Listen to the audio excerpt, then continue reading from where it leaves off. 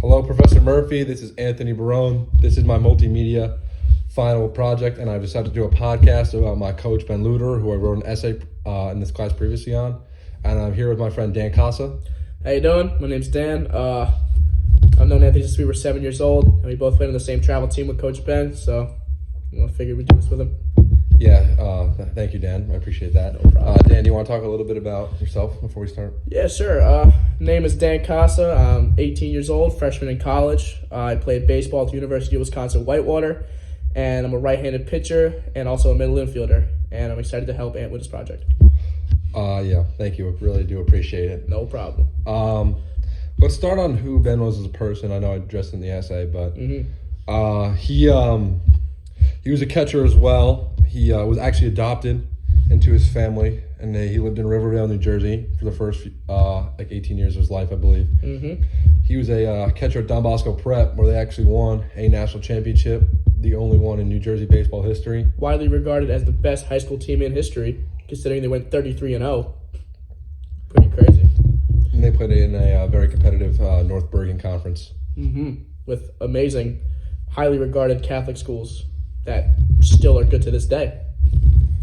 Then he went on to play 4 years at Marist. Was looking into a pro career, but ended up getting hurt with a torn labrum and decided to hang up his cleats. And that is when he started to teach special education in the 5th grade at Cliffside Park High School in Cliffside, New Jersey, right? Cliffside Park, New Jersey, yep. Yeah.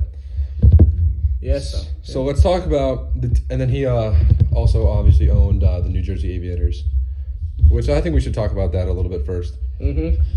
So the beginning of the Aviators is, so me and Anthony played on the same travel team called the Don Bosco Razorbacks, which was almost like a feeder program to Don Bosco High School. Even though none of us went there. One of our teammates' moms knew of Ben from previous affairs or whatever, and she recommended him and his program to us, and I'd say what was like 5 or 6 of us from the Razorbacks went over for like a tryout with the Aviators in Waldwick, and it went perfectly. We all bonded well with all our new teammates, and we saw Coach Ben was a great mentor, and right off the bat you saw he was a good guy to learn from, and I figured it would be great to continue the travel baseball career with him. I actually decided to go elsewhere at first because I was chasing the names of organizations. This is very true. I went to a team called USA Elite just because they were a well-known organization, and I didn't really think about the coaching. After that spring, it just wasn't working out. We just weren't as good as we expected to be. And I remember I called them and said that I wanted to come back, and the parents voted me back onto the team because I did go behind their back, I believe. But it was a unanimous vote to bring him back. Don't worry. You're not that bad. Yes, but he made one promise to me, and at this time, I can speak for both of us at this time. We were not nearly as good as we are now compared to our age. Definitely not. I mean, I was a below-average middle school baseball player at this time. I got cut from my middle school team both years, so. I was cut my first year, and then the second year I played, but I was not very good. I hit like 167, which is just not great. Tough times. Middle school is kind of forgettable for me. Yeah, I would agree with that. He made one promise, and he promised me, he said, listen, you have a shot to be good. You just need to really work hard, and I don't think you understand what working hard is yet. I can make you a college baseball player, and I promise you that. And obviously that came true for both of us and about, I think, 6 or 7 other guys on that team. Yep. That's pretty cool. So once we joined the Aviators, like I said, we were not very talented. I mean, we were playing in like a town league. Yeah, we're playing in a local Bergen County league or something. So yeah, something along the lines of that. And competition was pretty good too. We weren't doing too good. It was okay. I mean, we were definitely holding our own in some tournaments, but there were some teams that, I just think we learned how to. Oh my God, what's the word I'm looking for here? We learned how to play together. We learned success through team chemistry, and obviously getting to know all of our teammates, and because these were kids from all over Rockland County, Westchester County, all that type of stuff. And Bergen as well. Bergen County too, which is where he taught. But yeah, so I mean, we obviously bonded as teammates, and as soon as we got down to that, I mean, we started to play a little better. because it didn't feel like we weren't individuals on a team. We weren't thinking about ourselves. We were thinking about other people, thinking about other people's success. And we started to actually play good. And we played in very highly skilled tournaments. We played in Myrtle Beach for crying out loud. It was, like I said, it was a group of 13 and 14-year-old kids, and we went down to play in the national championship tournament in Myrtle Beach. The test will be had. And I can speak fairly honestly here. I believe that we were one of the worst teams in that tournament. Mm-hmm. However, we were so well coached, and we played like a college team in the sense that we didn't make a mistake on the bases. We played better than what we played as a team, and that made us all better. And we ended up coming in, I think, like 8th place. We were 8th in the country or something like that. Team first mentality was really put us over the edge. Yeah, I just think we were super well coached, and that really helped. Exactly. He's been through it. He knows he has had the same experiences as us. He knows what it takes to win. So I believe that the development was the biggest part for us. He really helped us with the development of just becoming next level players. Yeah. No, especially for me too, if I could interject. Obviously, sometimes I wasn't very fond of him because he would be all in my face, but that's because he wanted me to be a better player, and he saw the best in me. I'd rather he do that than to just sit back and do nothing while I keep messing up, And he made me like the biggest thing he taught me was discipline almost. That was my biggest thing. I was a rowdy guy. I wasn't exactly the most calm, on the baseball team, on the team, but he always reinforced the fact you got to keep your cool, stay calm, and trust me, you'll go places. And I seem a pretty calm guy now, You can't ride the waves of the game. You need to stay at one level of. Mm-hmm. I think the thing I respected about him a lot too was that he didn't sugarcoat anything. No, he did not. If you weren't good that day, you weren't good that day, and he'd let you know that you need to work on this, this, and this because exactly. When college coaches were coming, we're only 14, so not yet. But he's like, if a college coach saw you walk off the field, if he saw you throw your mitt, then you're getting checked off the list. And there are too many good players where you can't be acting like that. Mm-hmm. Exactly. All right. So let's move on to some fond baseball memories. Definitely. I think that Myrtle Beach trip was so special just because we did not know what we had. Exactly. We had some good players. I'd say me, you, Van Vliet, Eagle Eye. Yep, all those kids. We had a strong cast, but we were facing kids from Texas, Alabama, everywhere. Florida. And those kids in the Deep South are no joke. They were bigger, taller, stronger, faster than us. They breed them weird down there, yeah. I would agree with that, yes, definitely. Yeah. And I just remember just beating these teams, and we're like, we can do this. These are, I stay in touch with a couple of those guys. Those kids from the Naturals are going to Ole Miss, the University of Texas. Yeah, no, yeah. We were competing, and I think that really, that whole week really brought us together because I don't think there was a single second of that tournament where we weren't together. We were either on the field, at the beach, in the hotels. It was just an awesome trip, and it was just I think about that week a lot as one of the best weeks of my life. Definitely, and also not to sound weird, but the Myrtle Beach tournament was one of the first times I saw our coaches as almost human in a way, because before I saw them as, oh, this is my baseball coach, he's going to get me to be a college baseball player, he's the guy to do my baseball career. Then I see him at the beach, we're all playing football or whatever. I see him in my room, we're all, just talking it up, having a good time. I'm like, okay, he became my friend at that point. He was no longer just a coach. He was someone I could really, I definitely agree with that. Someone I could bond with and stuff. So that tournament was really, helpful to me. I also, as we got older, I still think he was our friend in the sense, when we were on the field or we were in the cages or whatever we were doing, he was our coach. He was working with our recruiting. He was working with our swings with your pitching mechanics, your curveball and all that stuff. Well, after the games at Diamond Nation, going to Buffalo Wild Wings after. Dude, oh my God. Or talking about the fields that he played at. And exactly. His famous quote, I hit it over that shed. Oh yeah. Always, even if there wasn't a shed at the field, he's like, yeah, you see that over there? I hit over that shed. What shed? I don't know. There is no shed. It was there. I just think those, 5-6 years we played in the Aviators? Yeah, it was a long time. Yeah. Were just some of the best baseball memories of my life. And I can speak on the fact that a lot of those guys are still some of my best friends to this day. Of course. Some of those guys I met, I would have never met if I didn't join the team. Especially like Roman, Ryan. Ryan, yeah. I hang out with him all the time. He's about 25, 30 minutes away. And we hang out with him almost every day. Almost every day, yeah. I mean, it really brought people who love the game of baseball together, and it was a really special group of about 15 guys. Exactly.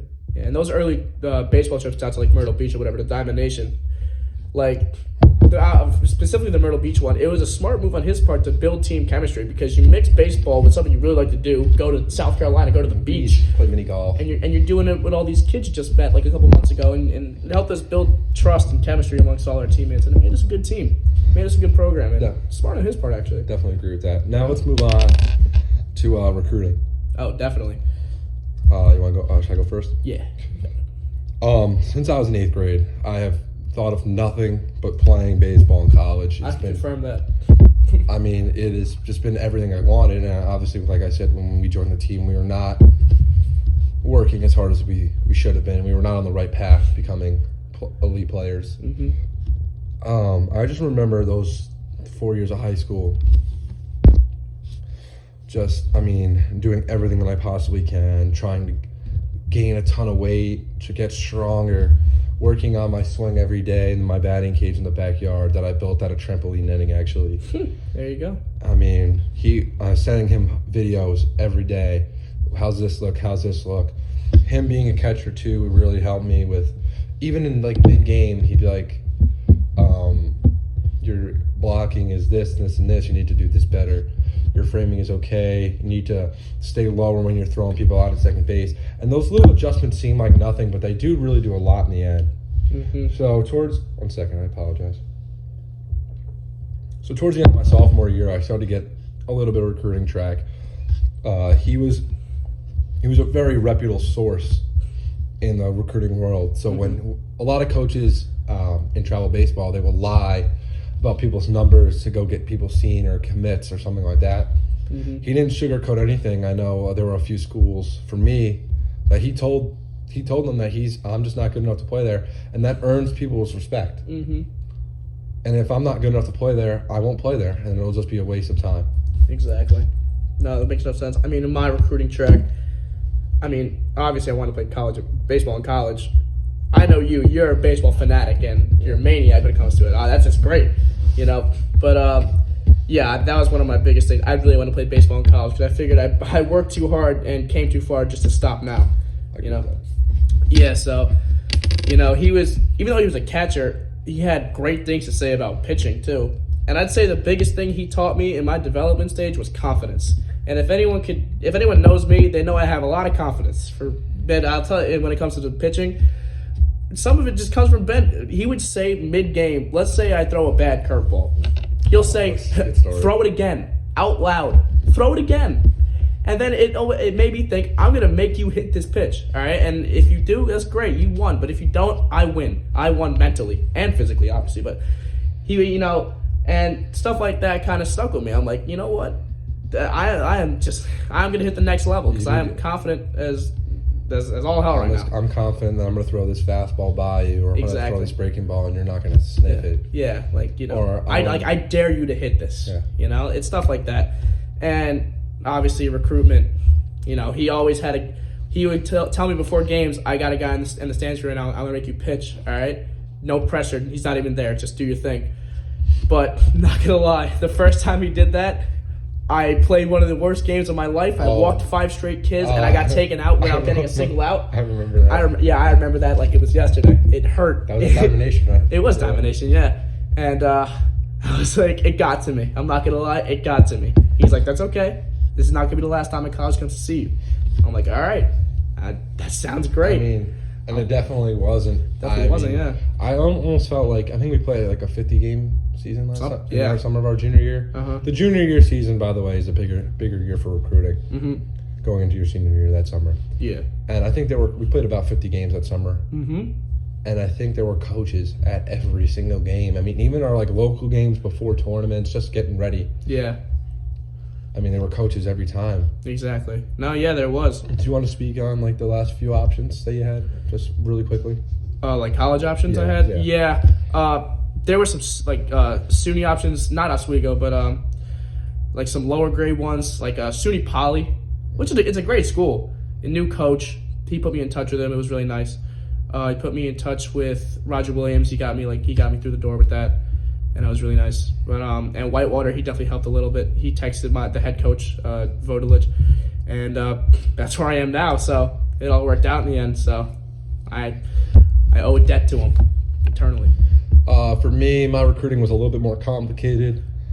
My junior year, I really started to hit my stride in baseball. I really felt confident that I was one of the best players around. And I ended up picking up a couple offers that were pretty big, and I was ready to commit to the University of Bryant in Rhode Island to play baseball there. And I got a text from Ben at like 11. He was like, "This is big, man. Congratulations. Like, they're going to offer you." And then just a few days later, their entire coaching staff had left for Rutgers. And Rutgers was a school that I could not compete at the time. I was just not good enough.